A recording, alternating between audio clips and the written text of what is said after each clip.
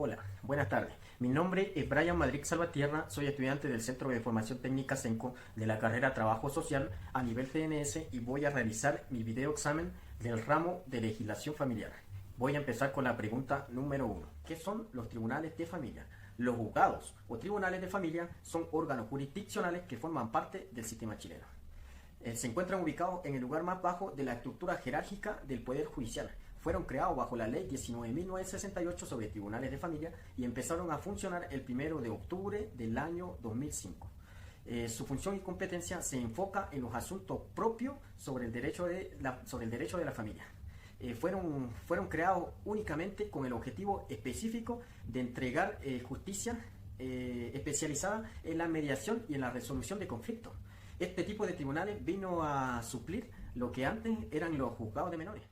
¿Qué medidas introduciría usted a la legislación familiar con la finalidad de mejorar la protección de los menores de edad? Para responder a esta pregunta me voy a enfocar en lo que vendría siendo la familia según la legislación familiar, cuáles son sus conceptos y definiciones según la ley, para que posterior a esto se entienda cuál sería la modificación que yo haría o la implementación que yo haría con respecto a esto. Según la legislación chilena nos dice de que la familia es la parte fundamental, el núcleo fundamental de la sociedad y de que el matrimonio es la parte principal de la familia según la estipulación de la ley 19.947. Acá se pone énfasis en que, la familia es lo que mantiene a la sociedad y de que el matrimonio es un contrato entre dos personas, en este caso un hombre y una mujer, donde deciden unir sus vidas y estar juntos para toda la vida con la finalidad de procrear y de ayudarse mutuamente. Estuve revisando las legislaciones y las leyes con respecto a la familia y en ningún lado en cierta forma menciona la responsabilidad que deberían tener los padres posterior a la procreación con la crianza de los hijos. Si bien hay sanciones según la desplazación de la ley, pero creo que debería ser una ley obligatoria o debería implementarse en alguna parte de la ley de que los padres deberían estar obligados por lo menos económicamente para con la crianza de los hijos. ¿Por qué? Pongamos el ejemplo de que no funciona la relación. Los padres se separan. El padre o la madre se desligan de la responsabilidad legal y económica que tiene con los hijos y no paga las pensiones que debería pagar mensualmente. Si bien existen sanciones por no pago de pensiones, en cierta forma es flexible porque si no, no hubiéramos tantos casos de pago de pensiones en los tribunales de familia. Para que se entienda de mejor forma, voy a dar un ejemplo.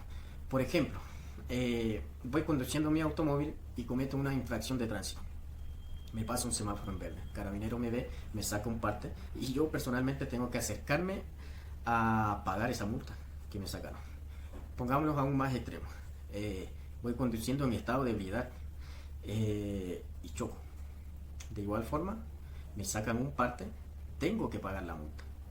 Y mi licencia de conducir es retenida. La normativa de tránsito me sanciona y me sanciona el triple, podría decirlo así. Me quitan la licencia, tengo prohibición de circulación en vehículos e incluso según los daños puedo quedar preso. Lo mismo debería ser la ley con respecto a la responsabilidad que deberían tener los padres para con los hijos. ¿Para qué? Para que si un padre no es responsable por su hijo, por el afecto que debería tener, por lo menos sea responsable por sentido común en la parte económica y que diga, ya, si yo no pago la pensión, la sanción va a ser aún mayor, para que por lo menos por sentido común y por lógica el padre o la madre sí sea responsable económicamente para con los hijos. Esa sería una de las modificaciones que yo haría a la legislación familiar. Nuestra legislación familiar previene correctamente los hechos de violencia intrafamiliar. Las medidas que existen para proteger a las víctimas de violencia intrafamiliar no son del todo efectivas o preventivas, ya que 3 de cada 10 mujeres víctimas de violencia intrafamiliar que terminó en femicidio tenía una medida cautelar vigente y que 1/3 de esas mujeres había puesto una denuncia previa, según datos del CERNAMED.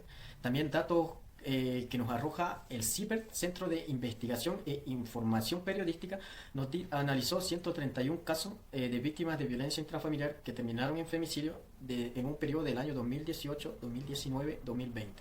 Nos dice de que el 36% de las víctimas había denunciado previamente a su agresor y que incluso varios de los imputados tenían medidas cautelares y tenían medidas de alejamiento.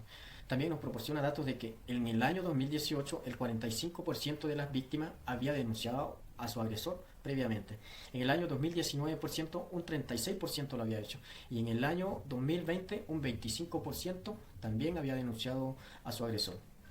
Estos 131 casos hasta febrero del 2021, solamente un 14.5 ha sido resuelto judicialmente. Esto nos lleva a una triste conclusión, a una única conclusión, de que para que las víctimas estén seguras, el agresor tiene que estar preso. Nos da la conclusión, al final nos da la conclusión de que las medidas son demasiado flexibles. A lo mejor se debería endurecer las medidas para prevenir. Se debería prevenir antes de y no actuar después de. Ya que, como bien todos sabemos y conocemos, que según datos o estadísticas, una mujer que es víctima de violencia intrafamiliar, se demora hasta 7 años en denunciar a su agresor, y finalmente cuando lo hace, la ley no la protege. Muchas de esas mujeres que se animan a romper el hielo, a explotar en cierta forma y decir me cansé, y denuncian, terminan con un triste final. Así que las medidas para proteger a las víctimas de violencia intrafamiliar no son del todo efectivas.